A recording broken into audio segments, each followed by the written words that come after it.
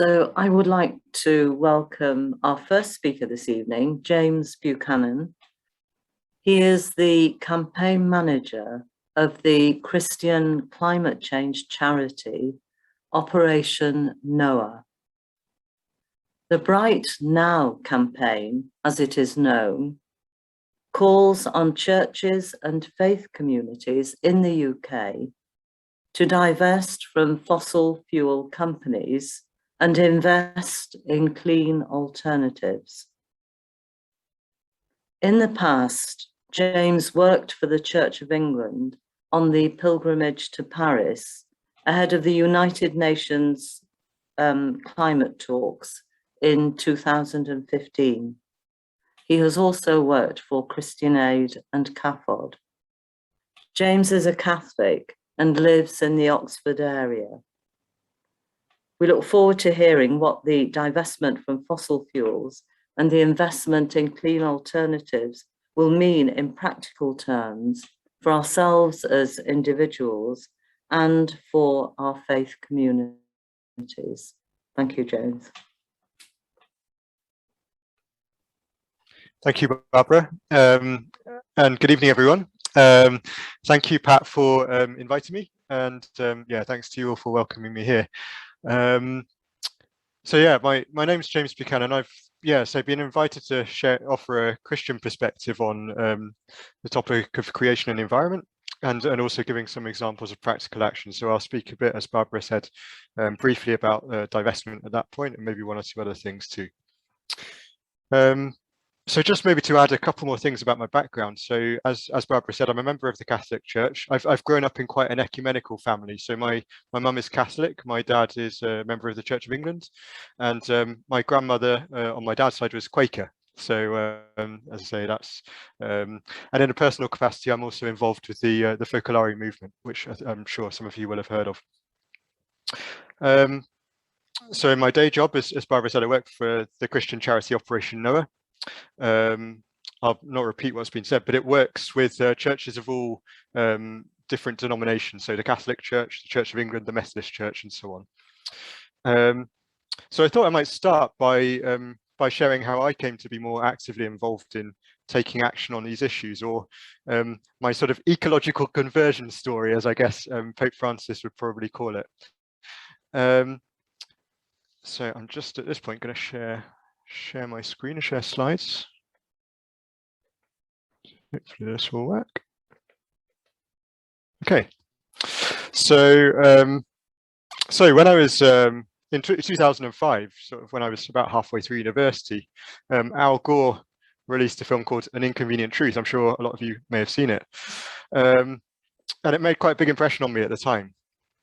And then when I was coming towards the end of university in 2006, a year later, I read a report by Christian Aid, which was entitled The Climate of Poverty, which really brought home to me the impact of the climate crisis on people living in some of the world's poorest communities. For me as a Christian, when Jesus calls us to love your neighbor as yourself, I felt that I can't remain indifferent to the suffering of people whose lives and livelihoods are threatened by increasingly severe storms, floods, droughts, and other extreme weather events. So it really led me to reassess my lifestyle and career choices. I did a year abroad as part of my course in Germany. I worked in a bank for a year.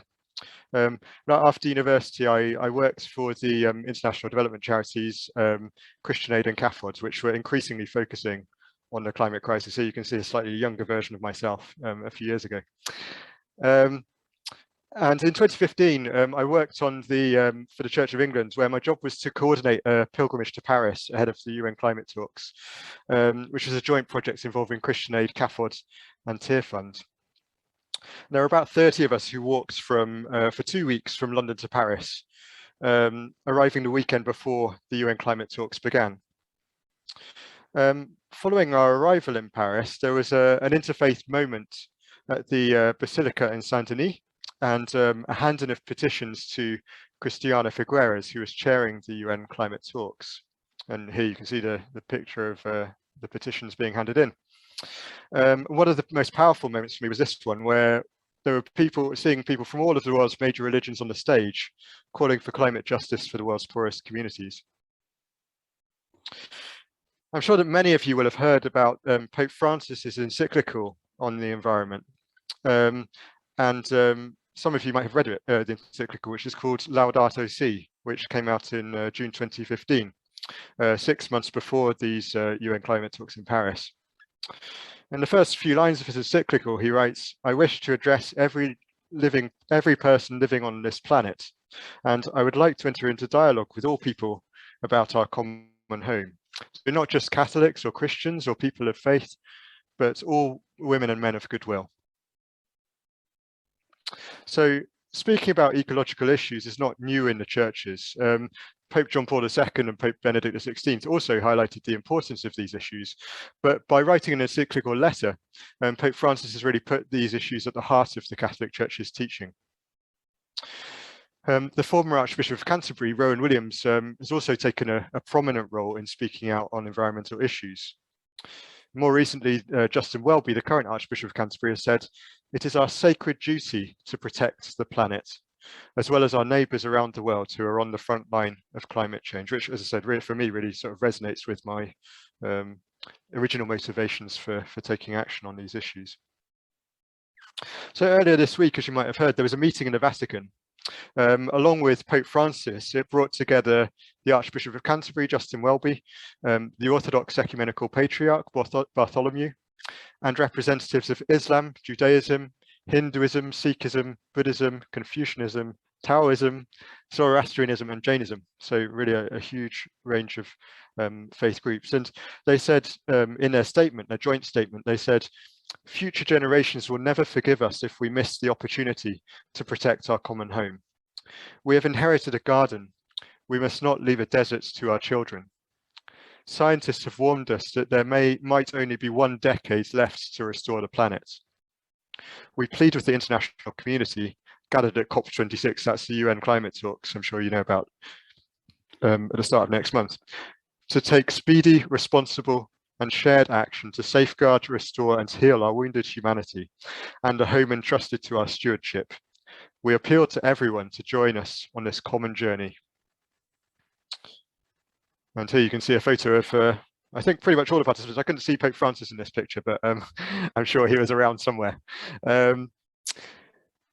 So there are a number of different themes in Pope Francis's encyclical, which is broken into 6 chapters. I won't go through all of them now. I think it would take a bit too long, but I'll highlight a few of the key points.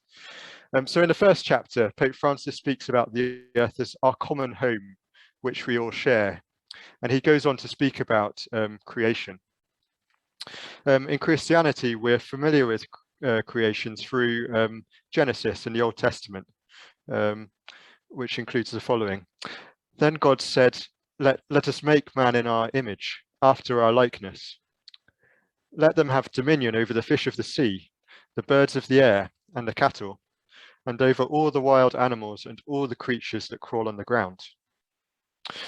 At times in the past, this part of the Bible from Genesis has been misinterpreted, where dominion was perhaps seen as an invitation to dominate or to use the earth's resources for our own ends.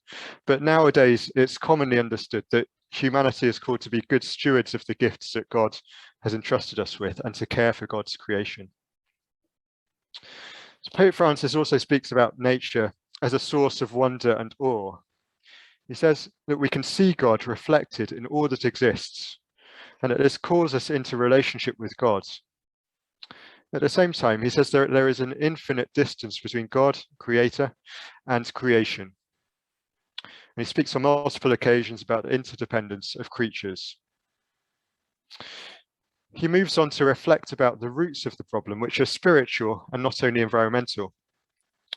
He recognizes the many positive things that technological progress has brought, for instance, railways, cars, electricity, modern medicine, IT, and the digital revolution, and says that it is right to rejoice in these advances and to be excited by the immense possibilities which they continue to open up before us. However, he speaks about the technocratic paradigm, which can lead us to believe in unlimited growth based on an infinite supply of the world's goods, when we need to accept that there are environmental limits. Pope Francis states that scientific and technological progress cannot be equated with the progress of humanity and history, and that we do need to slow down and look at reality in a different way, to appreciate the positive and sustainable progress which has been made, but also to recover the values and the great goals swept away by our unrestrained delusions of grandeur. That's a quote from Laudato Si. So in the next section, Pope Francis writes about an integral ecology and makes one of the key points in the encyclical where he writes, "It cannot be emphasized enough how everything is interconnected." He says that nature cannot be regarded as something separate from ourselves, and that we're not faced with two separate crises, one environmental and the other social, but rather one complex crisis, which is both social and environmental. Here, Pope Francis makes reference to the principle of the common good, calling for solidarity and a preferential option for the poorest of our brothers and sisters. Pope Francis has often said that he wants a church for the poor, and that comes across strongly in his encyclical on the environment too, including this quote, "Let us not only keep the poor of the future in mind, but also today's poor, whose life on this earth is brief and who cannot keep on waiting." He writes, "Technology based on the use of highly polluting fossil fuels needs to be progressively replaced without delay, and speaks about the need for more widely accessible renewable energy." He also speaks about the importance of ecological conversion and quotes his predecessor, Pope Benedict XVI, who said, "The external deserts in the world are growing because the internal deserts have become so vast." So what is needed, according to Pope Francis, is a profound interior conversion. So part of this ecological conversion, he writes, involves gratitude for the gift that's been given to us, as well as a loving awareness that we are not disconnected from the rest of creatures, but joined in a splendid universal communion. Furthermore, Pope Francis says that the ecological crisis also presents us with an opportunity. Living more simply, he says, can lead to a greater appreciation for the small things, gives us the opportunity to be spiritually detached from what we possess, and not succumb to sadness for what we lack. So what can we do? Well, Pope Francis speaks about the importance of our role as citizens, but says that while not everyone is called to engage directly in political life, he also speaks about the importance of community actions, which I'm sure many of us are involved with, which, he says, when they express self-giving love, can become intense spiritual experiences. Pope Francis ends his encyclical as follows: "Let us sing as we go. May our struggles and our concern for this planet never take away the joy of our hope." So next, I just briefly wanted to give some examples of practical actions that Christians are taking on these issues, some of which are being done together with members of other faiths. So an increasing number of churches, other faith institutions and local councils are recognising the climate emergency. And in this photo, you can see a group from the Church of England Diocese of Bristol, who set a 2030 net zero target and brought a proposal for the Church of England to do the same at a national level, which was then brought to the Church of England General Synod, and that was passed. So the Church of England nationally now has this policy to reach net zero carbon emissions by 2030. And recently, the Archdiocese of Birmingham set a similar target, which is brilliant. The campaign I'm working on, as Barbara said earlier on, is called the Bright Now campaign, which calls on UK churches to divest or disinvest from fossil fuels and invest in clean alternatives. We really believe it's unethical for churches to invest in fossil fuel companies that have caused and are continuing to contribute most to the climate crisis. In this photo, you can see Ivybridge Methodist Church, which was the first local Methodist church to divest from fossil fuels in December 2019. So disinvestment or divestment from fossil fuels is something that can really be done at all levels. It can be done by national institutions, it can be done by local institutions, and it's, I guess, something that we can also do personally with our own investments. For example, we can look for more ethical fossil-free bank accounts, for example. move on from this. So, so back in 2020, June 2020, the Vatican actually recommended that Catholic institutions divest from fossil fuels. They, in a document which was 5 years after Laudato Si, it recommended the promotion of ethical, responsible, and integral criteria for investment decision-making, taking care not to support companies that harm human or social ecology or environmental ecology, for example, through the use of fossil fuels. And as I mentioned, well, I didn't mention, the Archdiocese of Birmingham just last month announced that it had completed the process of divestment from fossil fuels. So this basically means selling shares in fossil fuel producing companies such as BP and Shell and so on. And in terms of the UK picture more generally, most UK churches now have divested from fossil fuels, as you can see here.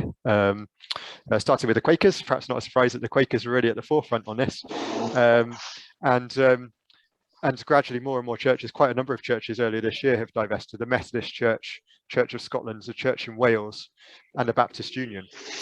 In the Catholic Church, there are 5 out of 22 dioceses in England and Wales that have divested. And there's another 2 or 3 that have decided to divest and that will be announcing their divestment quite soon. In the Church of England, 4 out of 42 dioceses have divested. And so far at a national level, the Church of England hasn't yet divested, but they've set an end point for their engagement with fossil fuel companies of 2023. So they said that they will divest from any oil and gas companies that are not aligned with the Paris Agreement by 2023. Just to mention briefly, at Operation Noah, where I work, we've worked on a series of joint global divestment announcements with working with the World Council of Churches, Global Catholic Climate Movement. It's now called Laudato Si Movement. It changed its name a couple of months ago. Green Anglicans and Green Faith, which is a multi-faith organisation working on the climate crisis.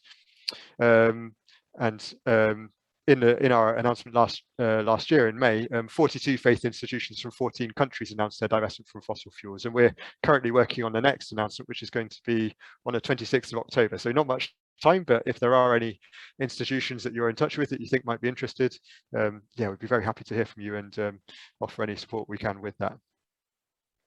Just to end this part with a quote from the Archbishop of Canterbury, former Archbishop of Canterbury, Rowan Williams. He said, "Divestment will send a positive and a hopeful message to the people of this country and to those in vulnerable communities across the globe." And I'll just very briefly mention 1 or 2 other initiatives that churches and other Christian organisations are involved with. So one of them is called Climate Sunday. Some of you might have heard of this, and some of you might have had Climate Sunday services in your local churches. This is something which is being supported by Churches Together in Britain and Ireland, and I think there's over 2,000 churches across the country that have organised Climate Sunday services. There's still time to do this in the lead up to COP26 if your church hasn't done so yet, and you can find out more on the Climate Sunday website, climatesunday.org. There's also a really amazing relay to COP26, which is being organised by a group called the Young Christian Climate Network, which started in Cornwall all the way back in June after the G7 summit. And they're sort of weaving their way through the country, heading up towards Glasgow. They've just gone through Newcastle in the last day or 2, so they're almost there, and they'll arrive in Glasgow just before the COP starts at the end of October. And just to add as well, I think in these next few weeks ahead, taking political action is also really important. So writing to our members of Parliament, this photo is from a lobby of Parliament called The Time Is Now, and this was a multi-faith group, as you can see.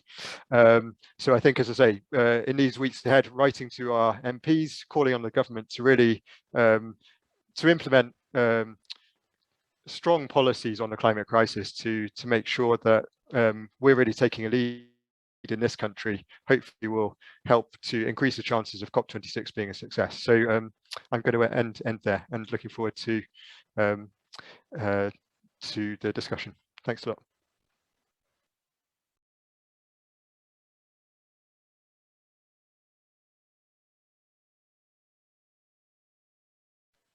Sorry, you're muted, Pat. There we go. Thank you, James, for your beautifully illustrated presentation. I know we'll have questions afterwards when we can discuss things. Now we're going to hand over to our Hindu friends. I know Suresh is joining us from the temple, from the Mandir. I hope he's online. So I will let Barbara introduce our next two speakers who are doing a double act. Suresh Rajpura and Lakshmi Sharma are both presenting our second talk this evening, as Pat has just said. Meena Patel, who was advertised, is unable to join us because she is leading a celebration in her mandir during this time. So we're grateful to Lakshmi for stepping into the breach. Lakshmi is based in the Baba Balaknath Mandir in Walsall. Suresh represents the Hindu Education Forum in Birmingham. We look forward to hearing from you both. Thank you. Thank you, Barbara, for that introduction. As you would say, namaste. Good evening, everybody. Yes, a few changes in what was meant to happen, but thank you for having me on board this evening. So yeah, we're here to talk about climate change and how we're dealing with it. So yeah, well, climate change, of course, it's our responsibility to care for our creation. You can't see my screen, can you? Just a second.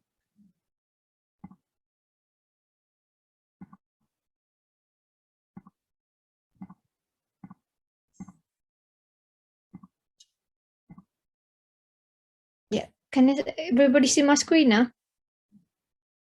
Yeah, thank you. Great. Yeah, so climate change is our responsibility. Of course, it's our responsibility to care for our creation.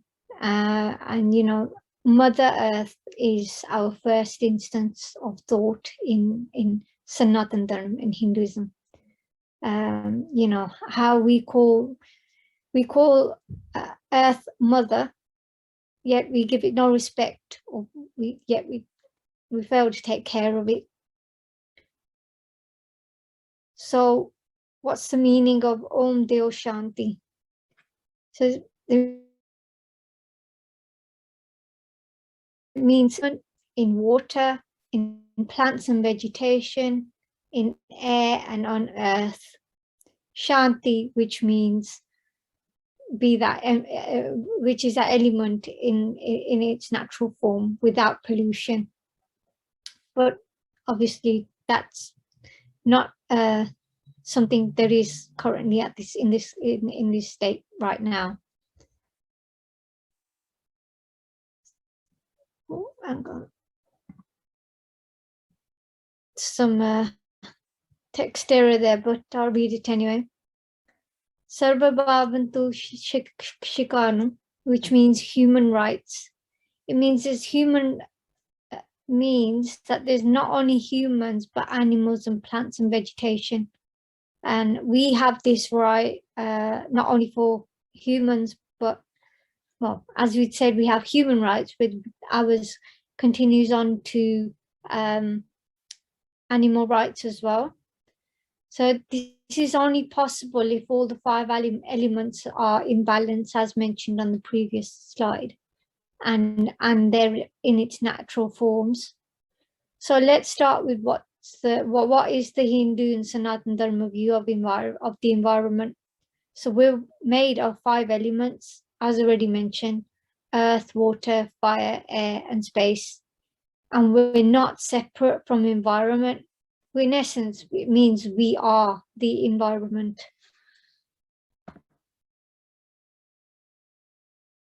So even if we look at our hand, even our 5 fingers, they indicate each element of these 5 elements. So as the image illustrates, again, water, earth, space, air, and fire. So trees are not just some sort of vegetation, but they're a pair of external lungs which effectively recycle the carbon dioxide. So if we see the illustration, you can see how the trees branch out and how our lungs also branch out. And this can go on to, when we look at beans, for example, kidney beans, or whether we look at other types of vegetables, how they are kind of implemented within us and not just what we see. So talking about human rights, animal rights, and environmental rights, they all go hand in hand. No one supersedes or is higher or better than others, but they're all equal in importance. So as long as we treat rivers, trees as external and other separate creations from ourselves, we cannot fully take care of the environment. And I think this is the vital point that we need to take into consideration. You know, Earth is not just a piece of soil and rock, but it's revered as Mother Earth, which means total respect and care of our only home Earth. That would summarize my part of the presentation. I'll now pass on to my colleague Sureshji, who will take over from here. Thank you.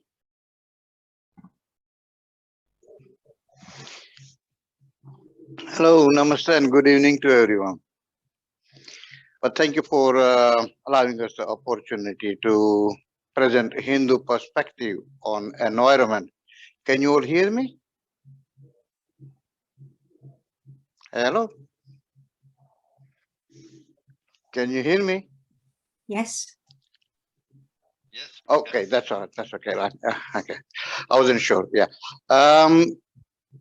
You see, Hindu perspective is somewhat very different. And we are always very mindful to say that it's not any higher, super, better, or exclusive.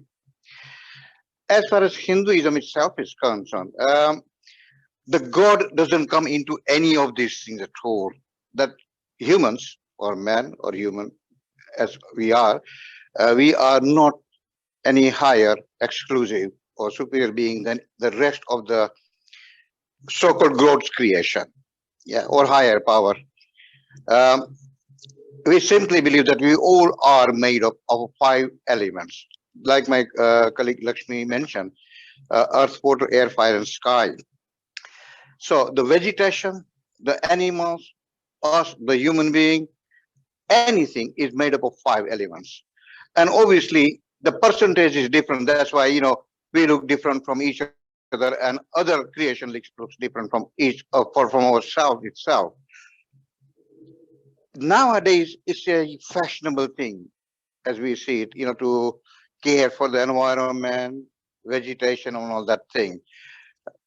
From Hindu perspective, we are not doing any favor to the plants or animals or other creation by doing all these things. It's part of Hindu culture. That's how Hindus live, without bringing the God into the whole thing. We don't have to bring the God into it to recycle the air. Whether we believe in this God or that God or no God, you know, if there's no air, we would simply die. You know, God is not going to save us. So we are very, very careful of the fact that we don't bring God when he has no role to play. Yeah.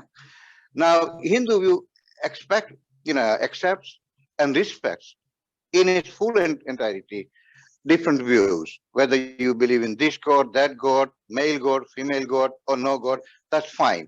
But environment has nothing to do with God at all. We all are part of the energy, what we call Brahman, universal energy. Some people may prefer to call it God, and that's fine as well. Some may call it higher power, and that's fine as well. But everything is nothing but the manifestation of that gross energy, what we call Brahman.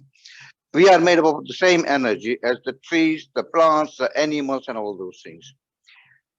Now, the ancient sages of India deified the environment, because obviously in those days there was no fancy scientific words or technical words like, you know, environment and health and safety and all that thing.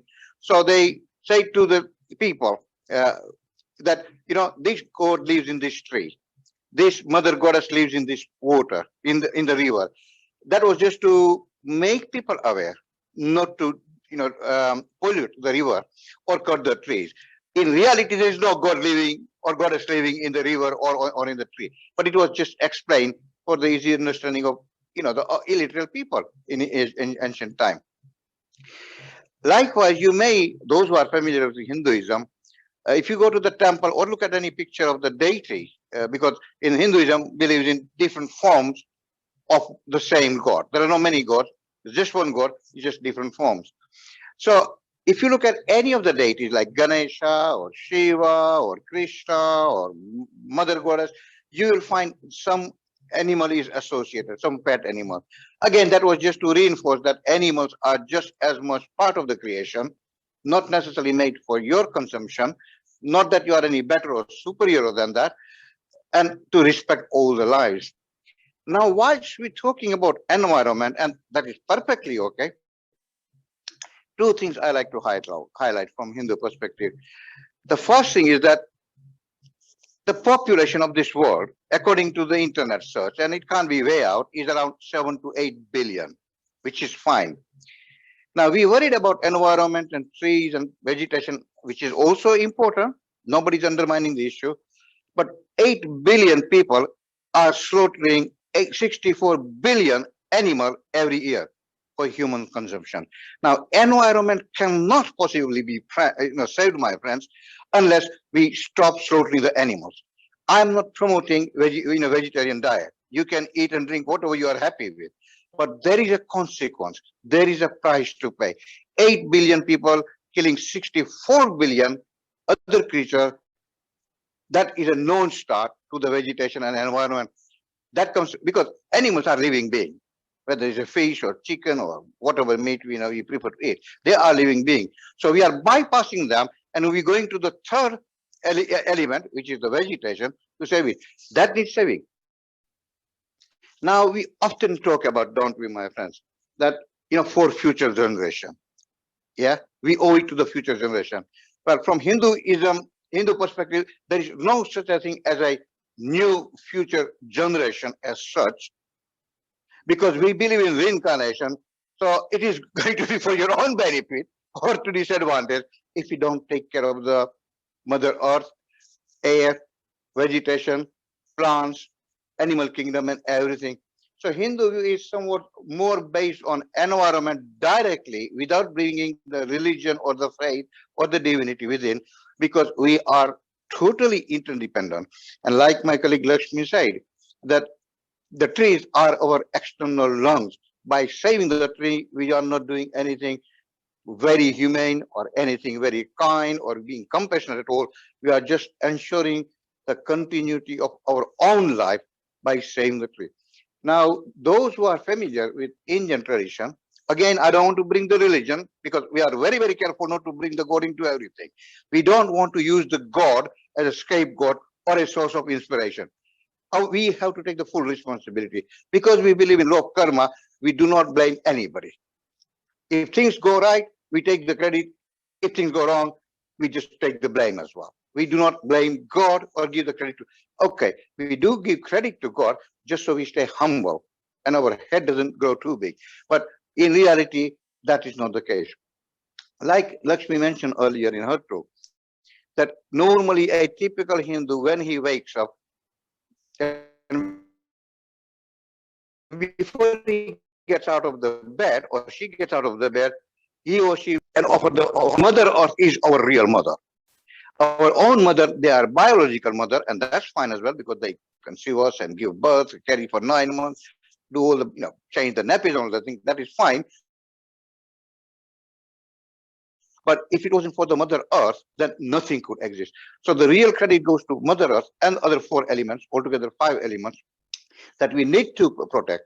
Now, my colleague, James earlier mentioned what the church and faith groups are doing. It's somewhat different in Hinduism. The faith group, and we have a different denomination, just like any other faith, yeah, right? We do not actually do anything to protect or promote the environment, just as the church is doing, if I understood correctly, James Buchanan, yeah? We don't do anything because that is how we live. Respecting environment is a natural thing. We don't need the inspiration from God or anybody because it's a pure science. And in a pure science, God doesn't come into it. But that is our belief. And my friends, we could be genuinely wrong. We do not claim that we know the final truth, nor we claim that we have the exclusive key to the kingdom of God. It is. So we do not actually go like that. But as I was speaking to David and Pat other day, India is the second biggest, the country who has planted the most trees. China has planted the most trees in the world. And these figures are available on internet. India is the second biggest. So without bringing the religion into the whole thing, India as a country, and the number of the trees they plant in a day or a year is astronomical. So Hindu perspective is very, very simple. God may be useful and source of inspiration to many, but it is the law of karma that we subscribe to. Law of karma means it's our own Brexit. We want our sovereignty. We take the full responsibility. And with that, I will end. If you have any question, by all means, do fire. Thank you very much for allowing me to share with you my utter nonsense. Thank you so much, Laxmi and Suresh, because I can see two very different approaches. And I think this is very valuable to be able to enter into one another's worlds. Now, just briefly, if James or Laxmi or Suresh want to ask one another any questions or offer any comments, we won't interrupt you, but we'll only give you about 3 or 4 minutes for this before we go into our breakout groups. So I don't know if James wants to make a comment or... Yeah, well, first of all, just to say thanks, thank you, Laxmi and Suresh, for your really, really interesting talks. And it is interesting to see both the commonalities and the differences, I think. Yeah, I was quite interested. One of the things that kind of came across quite strongly from your talk when I was listening was around, I think you said it, Suresh, we are totally interdependent. And it came back to that phrase from Pope Francis in his encyclical about, everything is interconnected. And I think that was almost seen as a bit of a revolutionary idea when Pope Francis presented it, but it made me think maybe that idea has been around for a long time also in other faith traditions as well. So that was interesting for me. Also interested to hear from you about humans being seen very much on the same level as animals and plants and vegetation. That was really interesting. And I think maybe also in I think there's an increasing consciousness also in, well, probably not just faith, people of faith, Christians and so on, but in society more generally about perhaps the importance of reducing meat consumption. And I became vegetarian personally a few years ago. And I didn't really talk much in my talk about the biodiversity crisis, but there's very much there's a climate crisis, but the biodiversity crisis, they're all very much interconnected, as and I think Suresh, you were talking about some of those issues as well. I suppose one question I had, Suresh, from what you were saying, it sounded from what you're saying, as Hindus, it's very much a personal response and a personal responsibility as well. And I think we would see that as Christians, we all have our personal responsibility. But I was interested as well in terms of as institutions, so for example, with Hindu temples and so on. I mean, are there also efforts to kind of look, for example, at, I don't know, things like the carbon footprint of buildings, for example, and that sort of thing within faith groups? Yes, within Hindu groups, I'm glad you asked the question. Right, most of the ashrams or the sense places, they do a lot of tree plantation. They are very conscious of what we call, you might have heard of this, we call it Havan, or the holy fire. They do it in a square thingy. Yeah, it is designed to create the cleanliness in the air, the air pollution and things like that. That's what they do. They are very careful not to pollute the river. So all the ashrams, Yeah, but they don't do it because the God says or the Vedas said it. Yeah, because if how what will be the, I mean, is it just that the people of faith need clean environment? Those who don't believe in God? Well, we all need it. So really, it is not exclusive responsibility or right or domain of the faith group. And it doesn't matter which faith, because as far as we are concerned, even if you don't believe in God, rest assured you won't go to hell. Because heaven and hell, from our perspective, they are not geographical location, they are our own doing. If I drink too much, smoke too much, and if I suffer all the problem, well, I can't blame the God. If I go to the gym and do all the exercise, but the God doesn't come into it. So it is total taking responsibility for your action, good and bad, and like that. So the ashram or the saints or all the holy people, they do the environment, not because it says in any of the holy scripture, but it's a common sense. It's just like, we teach children how to cross the road, look left, right, and left. It doesn't matter whoever you are. Crossing the road, it can be a very risky thing, dangerous thing. So looking left, right, and left, it makes a common sense. So the Hindu approach is very much based on a common sense, and the fact that we need the environment, we are not doing it in any favor, just as the environment needs us. I hope it goes somewhat way to answer your question. Yeah, it does. And I think what you're saying, Suresh, I think it also resonates from a Christian perspective, because I think in sort of Christianity, we really, again, the differences are there, but we sort of would believe that God created humans with sort of free will. So, we can, if you like, we can choose good or bad, and and in a certain sense, similar to what you were saying, in some respects, that choice is down to us. I mean, we might believe that that God could inspire us, and that we could kind of, but in the end, that choice is also made by us as human beings as well. Yeah, if I could just expand a bit on that one, James, you made a very good input. You see, from in a Hindu perspective, and I'm very careful not to use the word Hindu faith, Hindu perspective or Hindu tradition, yeah? God is not a being, an external being, sitting in the sky with a remote control. Not a person from Hindu perspective. Not like is a principle. Yeah. And I know a lot of people of faith, including Hindu faith, if you call it, yeah, who are outright liars. They do all the things wrong. And I also know people who don't believe in God, and they're the finest human being on this planet. Yeah. But if somebody wants to believe in it, we have absolutely no, because we take the democracy and secularism to all the way to spirituality as well. It's not that, it's only limited to political arena, but if James wants to believe in Christ, that's fine. If Lakshmi wants to believe in Krishna, and like I was giving a very good example to David and Pat other day, I said, in my own house, I'm a follower of Krishna. James, you will not like it, you will love it. I'm a follower of Krishna. My wife is a devout follower of Mother Goddess, because she thinks that men are the biggest cause of problem on this planet, and that's fine. Our daughter follows Buddhism, that's fine, and our son thinks we all are nuts, and that is fine as well. So 4 different beliefs in the one. I tell you one thing: we will kill each other on any other things. God wouldn't be one of them. So religion is not at the center of the thing. Ethics and good karma is more important than belief in God.